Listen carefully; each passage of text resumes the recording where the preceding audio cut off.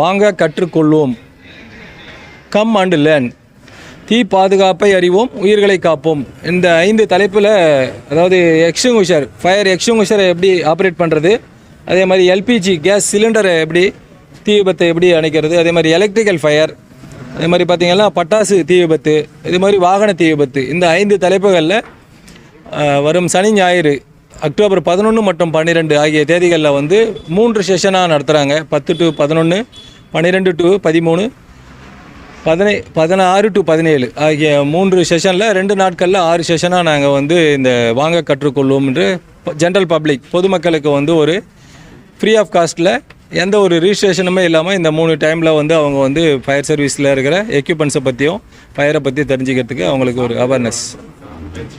Sir, இது வந்து ஒரு பப்ளிக் சர்வீஸ் தான், 1 மணி நேரம் தான். சான்று வேணுன்ற சர்டிஃபிகேட் வந்து பார்த்திங்கன்னா 10 ஒர்க்கிங் டேஸில் அவங்களுக்கு வந்து ரூபாய் 1000 என்ற பணத்தை செலுத்தி அதுக்கு வந்து 10 ஒர்க்கிங் டேஸில் வந்து அவங்க ஃபயர் இந்த கிளாஸ் அட்டன் பண்ணாங்கன்னா அவங்களுக்கு வந்து சான்று அளிக்கிறாங்க சார். இப்போ தீபாவளி முன்னிட்டு சென்னை மற்றும் சென்னை புறநகரில் சார் தீ பாதுகாப்பு பணியில் ஈடுபடுறதுக்கான என்ன தயார் நிலையில் இருக்குது?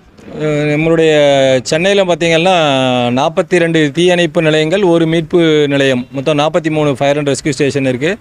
இதில் சுமார் ஒரு 60 தீயணைப்பு வாகனங்கள் இருக்குது. இது இல்லாமல் வெளி மாவட்டத்திலேருந்து ஒரு 27 தீயணைப்பு வாகனங்கள் சென்னைக்கு கொண்டு வருவாங்க. சுமார் ஒரு 1350 பேர் வந்து நாங்கள் தீயணைப்பு பணியில் ஈடுபட்டுருக்கிறோம் சார். ஒரு தீபாவளிக்கு முன்னாடி பின்னாடி மொத்தமாக ஒரு 4 நாட்கள் பணிபுரிகிறேன் சார்.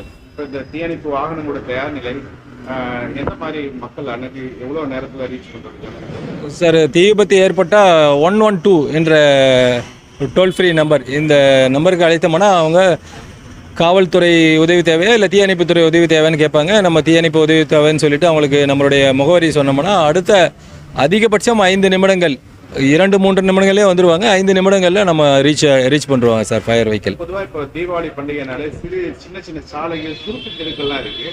ஸோ அந்த மாதிரி அணுகிறதுக்கு எந்த மாதிரி நம்ம இயந்திர உதவி வந்து நம்ம ரெடியாக இருக்கும்? அந்த மாதிரி வாகனம், இருசக்கர வாகனங்கள்லாம் எவ்வளோ? ஆமாம், இருசக்கர வாகனம், வாட்டர் மிஸ்ட் புல்லட்டும் இருக்குது.